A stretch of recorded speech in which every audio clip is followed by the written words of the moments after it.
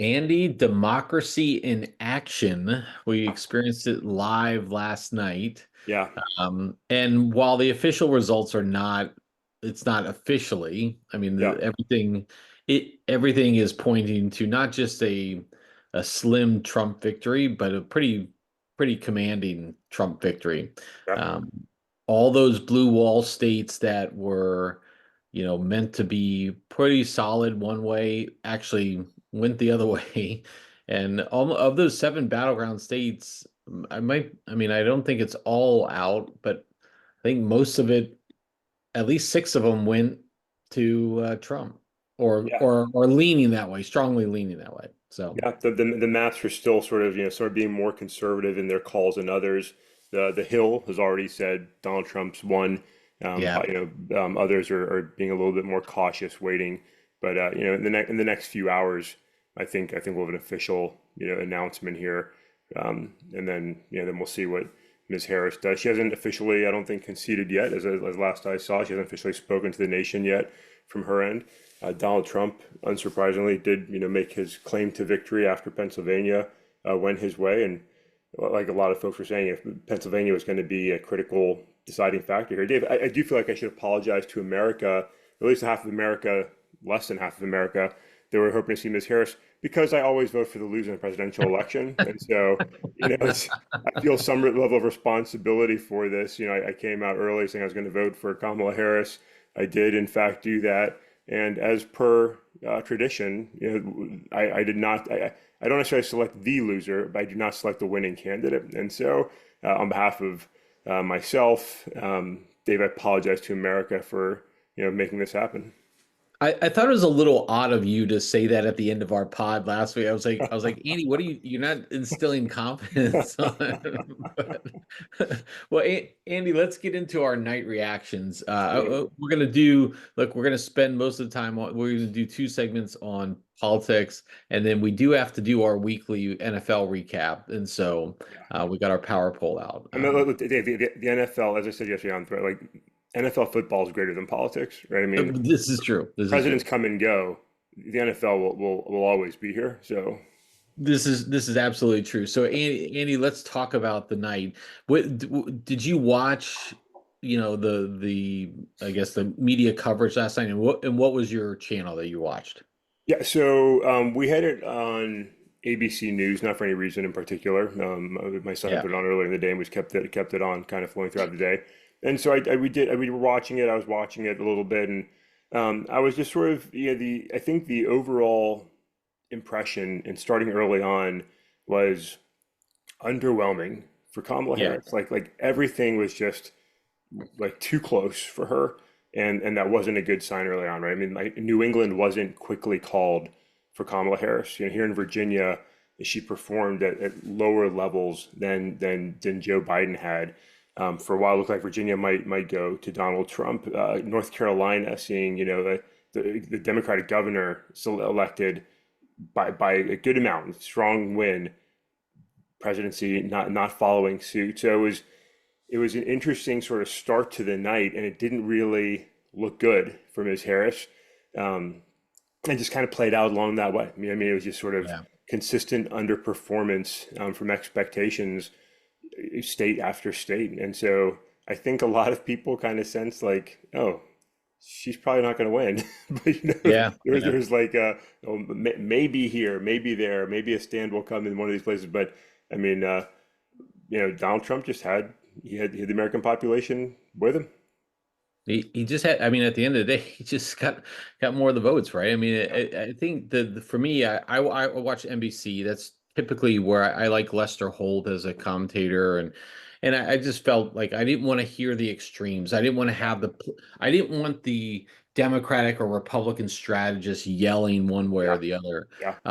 But to what you were saying, everything was a little underwhelming. I mean, you would have thought that they would have been very quickly. And look, I know a lot of the states that call early were predominantly or historically red states. So you Yeah. would have like, but when it was like 120 to 23, you're sitting there like this is a little unusual. And then what I appreciated, I like the interactive maps that these guys have now, Yeah, these big boards, because you can drill into these counties and then you can pull up how they performed year over year. And the big thing that the person from NBC was calling out was, Harris was just trending a little below some of these strongholds that Biden had. yeah, And Trump was performing a little bit better in some. Now that didn't mean like in some states that are heavily leaning one way or the other, that means little because at the end of the day, you're going to win that state. But in states like those battleground states, like Virginia was in play for a lot longer than yeah. it really should have been. And when they start pulling up Loudoun County, I think that's where you're at, right, Andy? That's right. Loudoun That's County. right. I mean, when they start pulling up Loudoun County is very like close, or at Yeah, least closer than it should have been. Then you start having to go, wait, this is not a good sign. yeah, Even in Pennsylvania, some of those counties that were heavy Democratic were still heavy Democratic at the end. But when you're looking at 2 to 3 percentage points, like 84 to 81 percentage point difference, that's still a resounding win in that area. But you need to make up those votes. You needed to do better in those areas to counter where right. Trump was doing better. And she just never made it. I mean, She she's didn't. I mean, she didn't perform to where she like sort of needed to perform, and she didn't do as well as Joe Biden did in those areas. Dave, do you think there's a part of Joe Biden last night just sitting there watching, and like you think he was just sitting there looking at the TV and thinking, "Fuck you all," like like you should have just let me run. You know what I mean? And like I mean, part of me has to wonder, like like there's gonna be a lot of analysis on how people voted and why Trump did so well, why Harris didn't do as well, and was her gender, was her ethnicity, were those factors, if Joe Biden had remained on the ticket, like could he have done better? Maybe. I mean, like in reality, like maybe he would have. Part of me has to wonder if there's not a small part of him that's thinking, I could have beaten that son of a bitch, if you let me just run again. But we won't know. We won't know. The Oh, reality is Donald Trump won. yeah, I definitely believe that he's sitting in his house where he's sitting in the White House or wherever he was watching from, believing like, yeah, you should have Yeah, let me stay in. I would have won. I would have pulled this out. yeah, I actually don't think I think it would have been a bloodbath yeah. if he would have I stayed think in. probably would have. I think probably would have. I agree. I mean, I really think it could have been like a landslide for Trump because I just don't think Biden was just not in shape. But let's talk about it a little bit because I think this is going to be there is like I was listening to podcasts already this morning on my walk and I had a couple liberal ones where they were still denying like, oh no, the more votes are going to come in, more votes are going to come in, Yeah, we're going to like and you just hear the pet like the and everyone's like, no, it's not going to work, and yeah, this is yeah, not going to how it's going to play out. yeah, But I do think you have to go back to the 2022 midterm election, where it was supposed to be this red wave, and it didn't amount to it, and everyone took that as it's a rejection of Trump's politics, and maybe it wasn't just, but maybe it was just the core that was right after Roe v. Wade was overturned, and there's a lot of backlash against that for a lot of right reasons. yeah, But Biden took that as a support for him. They should have switched him out then and had a real primary because at the end of the day, maybe Kamala was just not the right candidate. And so maybe she just, which is what, they kind of had been thinking as her with the vice president. And then they forced her into this because, Biden was such a bad thing. So let me ask you, Andy. I mean, at the end of the day, though, isn't it? I mean, go back to Bill Clinton. I yeah, mean, wasn't it just simply the economy? I mean, like, and I know presidents have very little to do with the economy and everything, and I know COVID was such a huge thing, but inflation has crushed people. yeah, I think that people are looking at it perhaps a little too. My life was better under Trump than it is now, and that's the only thing. I don't think they understand all the economics behind how inflation works, how the impact COVID had. the failed policies of Trump put us in a worse position for inflation. But frankly, I think at the end of the day, it comes down to Harris may have just been an extension of those last 4 years, and they didn't want to do that anymore. They thought their life, at least Trump would give them a better economy, or Yeah, so they. I think it is a big factor. Again, I mean, at the end of the day, for all of the things people get excited about, like people feel it personally, right? And that's where like, am I personally doing where better than I was and where I expect to be right now? And the reality, some of this one, politicians and analysts always overstate the mandate of the people, right? Yeah. Donald Trump, it looks like he's going to win, comfortably, right? Electoral vote, popular vote, but it's not like he doesn't have America on his side. He has a majority of Americans supporting him, but it's not like a national mandate to go and like be an extreme politician, right? Like half the country doesn't support him. And that's typically the case, but politicians always think they've got this like massive mandate or this massive repudiation of the other party, and that's really not usually what it is. And so, for most Americans, look, like part of the reason Donald Trump lost last time was COVID. I mean, he was doing pretty well, and had COVID not hit, I think he probably would have won re-election. But COVID was significant. People were pissed and frustrated and like wanted something different. And sort of the ripple effect of COVID and our COVID policies, right? I mean, the inflation that we felt because of some of the spending and things that happened during COVID, like we're feeling those still cascading through the economy in our households today. And I think you're right. I think for a lot of people, it's sort of like things just aren't where people kind of want them to be at this point. And for those that are, not necessarily hardcore Trump supporters, not necessarily hardcore Republican supporters, I think the state of things where they are and the messaging from the Republican Party, whether we agree with it or not. I mean, I disagree with the immigration crisis. I disagree with the law and order crisis. I don't think those are based in reality. But that messaging pulled a lot of Democrats further to the right on those issues, and I think it was enough to bring most people towards Mhm. the GOP. So, like, it is what it is. People felt things aren't where they wanted to be. Kamala Harris wasn't going to change where reality was for them. Maybe Donald Trump can, and so people voted. So yeah, and so we'll see. I mean, this is now his opportunity to live on his campaign pledges or his promises or whatever he's saying. So we'll Yeah, see how that works. We'll see if anything changes in the world with Ukraine, and such. Andy, I just did refresh on my computer, and CNN has declared that Trump has won. okay, Um, and so that is official now on CNN's side. Andy, let me just ask you this now. Let's spend the last part of this segment talking about this. Moving forward now, I mean, this is Trump's second term. He's done after this. yeah, But the Trump is all like the Republicans are all in on the MAGA movement. I mean, I think these individuals who felt like maybe we'll get over this hill and we'll bring the Republican Party back to where it was before the age of Reagan or Eisenhower, that's lost. I mean, don't you yeah, think? I mean, yeah, there is all in on MAGA. If there is going to be a return to that old GOP, it's going to have to be in the form of another party, which we know is not very successful in this country. I mean, I think, but the Democrats really need a change at this point. Now, maybe this is the change they needed because maybe this was the opportunity to say, let's look at Whitmer, let's look at Buttigieg, let's look at these individuals who are younger, have a little bit more behind them, yeah, and now Kamala is not going to be the candidate. She may run again, but she's not going to be the candidate in 4 years. yeah, Maybe this is a good refresh for the Democrats because they have to pick up the pieces again after the failed 2016.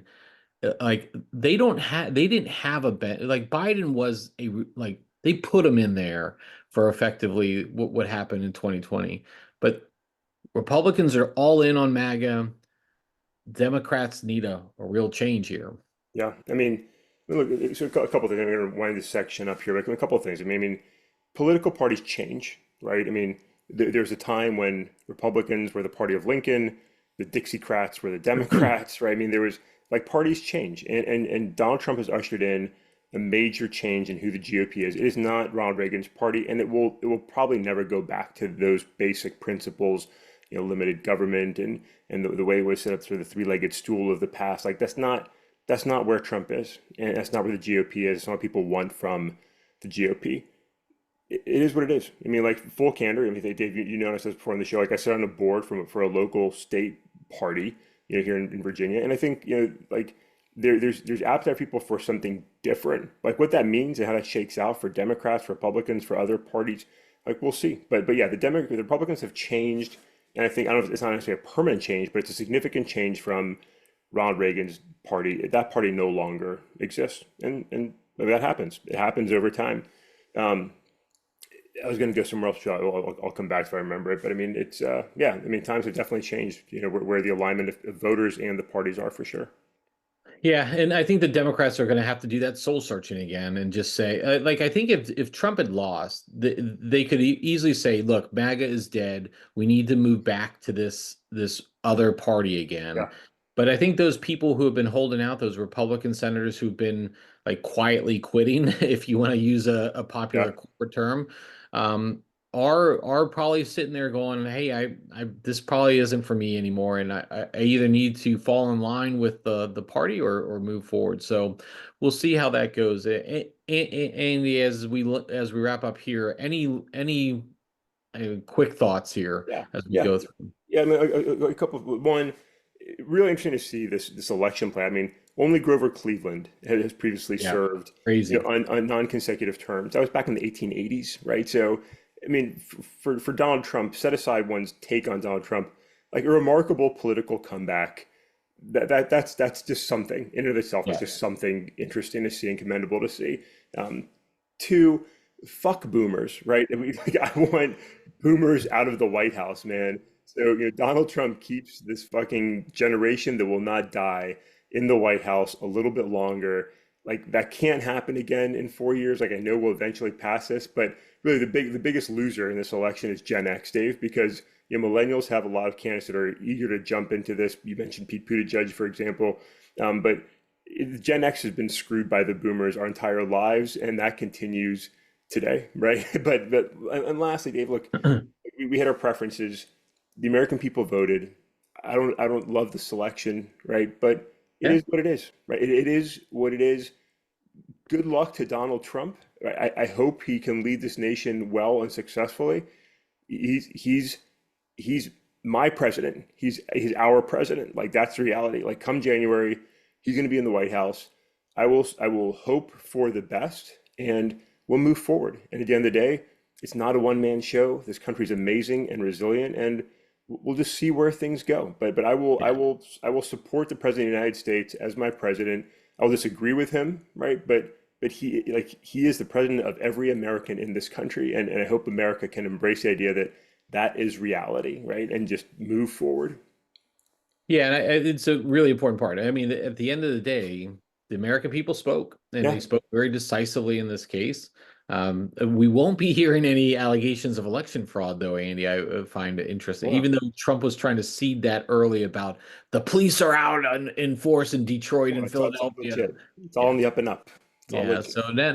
so now it's a little bit different tone. We won't hear any of that election fraud type of stuff. So now yeah, again, he's our president. We're hoping for the best, and that his policies affect all of Americans and impact for the greater good of all Americans, and I think around the world too. So, all right, Andy, let's go ahead and move to politics or not politics. Let's go to the NFL, Let's Andy. go to the NFL. Let's go to the NFL. Um, Let's go to we things we saw love. on we saw on Monday night the Chiefs do it again. Yeah. Amazingly, they're undefeated. They win this one out in overtime with Taylor Swift in the crowd as always.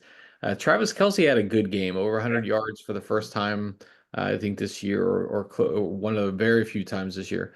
But they do it again. It's amazing. It is amazing how they do it, Andy. It is. I mean, I thought maybe there'd be some Baker magic, Yeah. the Yeah. Bucks could be that team that, like, for no reason beats the Chiefs, but they weren't. I mean, the Chiefs just keep on winning. And look, like, I think Detroit is playing like better football, but like I said, the Chiefs just keep winning. You look at other teams that maybe are better, but just can't do. It's so hard to win in the NFL, right? So I mean, we've got the Ravens, who, like, I'm still petrified of. They've dropped 3 games. I mean, they're barely above 500. It's just hard to win. The Chiefs keep winning. They're undefeated halfway through the season, Dave. I mean, it's pretty crazy. Yeah, It is because like they could be just as easy 5-4 Yeah, as they are 9-0, but yet they keep pulling this kind of stuff out, and they've beaten all those teams that we're scared of, right? They beat the Ravens, even though the Ravens had that chance at the end yeah. and everything, and they've beaten all these teams. I mean, can it continue? I mean, hey, why wouldn't it continue? They don't have necessarily that challenging of a rest of the year schedule. I mean, I could see them 15-2 realistic at the end of the year. Are they a powerhouse to just run through the playoffs? No, but they weren't last year either. They were supposed Yeah. to get smashed by the Ravens last year, and lo and behold, when the plays come up, they made the plays. So we're at the midway part of this season, Andy. I guess it was just like the week nine, complete. Any big takeaways? Any big thoughts on any things that surprised you so far about the season? Yeah, I mean, we have a big game this weekend, and it's an unlikely one, right? The Yeah, Commanders and the Steelers play each other this weekend in a game that matters, and like yeah, two teams that are good that I think people weren't expecting to actually be good. I mean, these were teams that are, trying to put together like an actual playoff run now that I think people had no expectation of. So I mean, it's a fun season as always. I'm looking at my top five here and my bottom teams, and like there's the crap bowl. Poor Germany's getting absolute garbage football this right. weekend. But I mean, there's some really good games. I think there is a difference right now. Like there's some teams that are sort of coming up, like the Chargers. Maybe they're doing good. Houston, we can't figure out. Green Bay was looking good, and they look like garbage against the Lions. So like there's this drop off between I think the best teams and sort of like a whole messy middle. And then you've got maybe more bad teams than usual. I think Yeah. we've got a fair amount of like crappy teams in the NFL this year, and I don't know why. 25% have only gotten two wins. Yeah, I mean, yeah. that's crazy. Yeah, and, So, and they suck. Like I mean, like I want to pick a worst. Really, you look at me like any of these teams could beat the other. yeah. Like they're all just bad teams. So it's a fun season, and things can change. The trade deadline just passed here. Teams made some switches. Some are, calling it a season as it is. We've seen some coaches, a lot of assistants getting canned.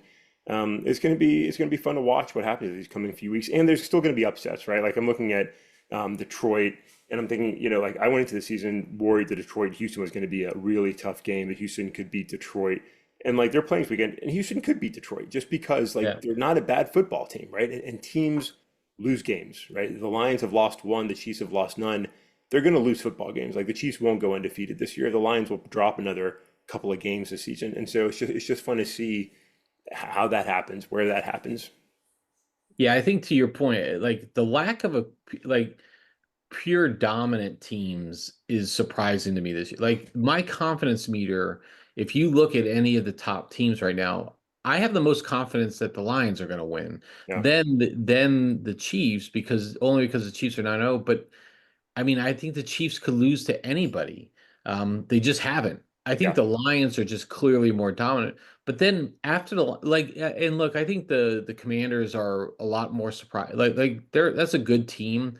yeah, Dan Quinn has clearly brought discipline to that team. Their defense, it reminds me of the Cowboys defense a couple years ago, where everybody thought that they would get run over, and Dan Quinn makes them work. yeah. But like, I don't feel confident that they're going to win every week. The Buffalo Bills have had some stinkers. Like there's just a lack of a dominant team, I think, other than the Lions. So, Andy, let's get into our top five as we talk about dominant teams. Where are you going to go with your top five this week? Yeah, so mine's similar where it was last week. I still got Philly in at number five. I think Philly's playing really good football. I mean, like we talked Yeah. about Saquon on Monday. I mean, it hurts AJ Brown, Saquon, right? They've got other players making plays, receivers, and their defense is playing well. I mean, like Philly's doing well. So I got Philly in at five. They have to go in and punch Dallas out. Like they have to go and show they're really, a top team. I've still, Baltimore's got those losses, but like I'm still petrified of them, Dave. And so I've put Mhm. Baltimore back in the top five at number four. Um, I say that, and they could lose tomorrow night to Cincinnati, but I've got them in at four. My top three didn't change. I've got Buffalo in there at number three. I've got the Lions holding on at number two, and the Chiefs 8-0 actually, not 9-0, Dave, 8-0. But the Chiefs are undefeated, reigning champions. They get to hold that number one spot. Back to the Ric Flair statement, right? So I've got them holding on. How about you? Yeah, so let me count it down here. I'm gonna go I think the same ones you got. I'm gonna go with Eagles number five. I think that's pretty clear. I think they're playing really well, and this Saquon Barkley not signing him for Totally. the Giants just unfucking believable. Like Yeah. house idiot, and that his play, he just continues to amaze as an athlete. Yeah. So I got the Eagles at number five. I got the Bills at number four. I'm going to stick with the Ravens at three, but again, they could lose on Thursday night. Just crazy as it is. I've got the Lions number two, a strong number two, and then I've got the Chiefs only because they're 9-0 and defending champions. If they lose, I would have put Detroit ahead of them Yeah. to go. Okay, Andy, where are you gonna like again? 25% of the league only has two wins. Where are you gonna? And the Cowboys might as well be in that 25%. Yeah. Where are you going to go in worst team, I Andy? mean, honestly, honestly, there's so many that suck so bad. Yeah. I don't want to do it, but I'm going to keep Carolina at the bottom. But I think they could go and beat the Giants this coming week, and if they do, the Giants might be the worst. But I'll just keep Carolina there because somebody's got to be there, and they've been consistently the worst. So, sorry, Carolina, you're my last. Yeah, I think the Cowboys lose to both of those teams, so they're my worst team. Oof. Like they're the bottom team for me. I mean, everything about that team reeks of just like they're ready to mail it in. Like Dak is out. I mean, this is just and look, go ahead and win this week. I don't care against the Eagles. They won't. Let's not fool ourselves. They won't. But like they're the worst team. It's awful. But Jerry, Andy, he knows the character of the people in that room, so he knows what they're capable of. Yeah, I I mean, tell you what, they're not capable of making the fucking playoffs. So yeah, I'm sad to see you put him there, Dave. But I mean, talk about underperforming. I mean, Kamala Harris performed better than the Dallas Cowboys are performing from expectations. I mean, they're supposed to be a decent team this year, and just falling apart. And you got to wonder, Dak's got that big contract. Is it time to get rid of McCarthy midseason? You just ride it out to the end of the year. I mean, it's just a mess. And sorry, I'm Andy, not sorry, but they don't have a running back, Andy. they've Like got Zeke. uh, Zeke. they don't have a running back. I mean, it's unbelievable that look, I know like running backs are devalued. Yes, just put anybody back there. But like I think if people really look back at Dak Prescott too, when he came in, those for like he won the job from Tony Romo. And I agreed with him stay like Romo got hurt and he took over. He was a different quarterback back then. Now all he does is just sit back there and throw. He doesn't run anymore. He doesn't do it but yet we've got him now for 4 more years at a really high cost, and he keeps getting hurt at the weird times. And Bro, so, I'll say this. O lines are underappreciated. Dallas had a great O line when yep, Dak and Zeke were playing well, and they performed well. And we always give the credit to the superstars and the skills players, but it's the big boys in the trenches that that's make that true. happen. And underappreciated. That's one. Two. Damn it, I forgot what two was going to be there. But I mean, like you see this But happen consistently with football teams. Like it just they don't have the talent where they need it. They don't play where they're supposed to play, and Dallas is just not they're just not getting it done. They don't have what they need, to win these games. It's tough to see. Running backs. Just real quick, running backs. I mean, I think the story on running backs is changing. You look at Saquon, you look at Jameer Gibbs and David Montgomery. You see these teams that are doing well because they have the ability to threaten you on the ground with someone besides their quarterback. It's still important. Running backs yeah, stock value plunged in recent years. It's a mistake to underappreciate that position because they're game changers. well, look at Derrick Henry. I mean, the guy's Yeah, got over 1,000 yards yeah, already. He's yeah, dominating with that Ravens team. yeah, It's like you cannot. So the reason the Lions are so good is they've embraced like gadgetry and creative thinking. At the end of the day, though, their offensive and defensive lines are fucking master. Like they're beasts. And they're yeah, just dominating these teams in the trenches. yep, And that's the character of Dan Campbell. At the same time, embracing this creativity. You look at some of these coaches who are all about the fancy widgets and all this other stuff. At the end of the day, they can't do those basic things and they don't win. And so it's a little crazy. I know we went really long on that, Andy. It's a good middle of the week podcast. Again, congratulations to America on a good democratic process again. Going off peaceful transition of authority within the country will begin. And Andy, that's what makes this country great. Yeah, That's what makes this country great. yeah. This type of what our country is built around. So, any last thoughts, Andy, before we wrap up? Just hoping that is in fact, Dave, a peaceful transition as it should be, and winners or losers, whatever it is, America's democratic institutions are amazing. It's a privilege to get to vote. I love being an American. Presidents come and go. America will continue to be an amazing nation. I'm so grateful to be here. I love this country, and I wish us all well as we move forward with new elected officials. May they govern well. May they govern well. Here, here. All right, Andy, with that, we will wrap up the pod and I'll catch up with you on Friday.